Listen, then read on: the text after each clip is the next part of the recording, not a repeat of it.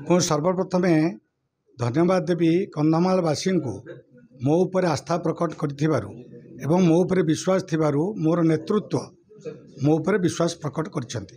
ए ticket मोते दिया जाय नाही, ये कंधमालवासींकर विकास पे टिकेट दिया जायछि।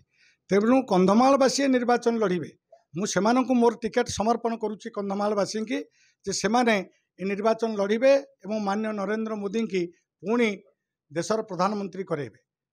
गोटे कथा ए परिप्रेक्षी में कहीपे ये अंचलर रास्ताघाट गमनागमन पीवा पानी चाष जमी की पानी ठू आरंभ करी शिक्षा स्वास्थ्य सबो क्षेत्र जो समस्या रही एवं ये दुर्नीति अन्याय अत्याचार व्यभिचार चरम सीमार पहुँची से सबू को विरोध करने सहित माननीय नरेंद्र मोदी जनकल्याणकारी सेवा सुशासन कल्याण योजना को तले पहुँचापी मु निश्चित भाव चेष्टित हेबी।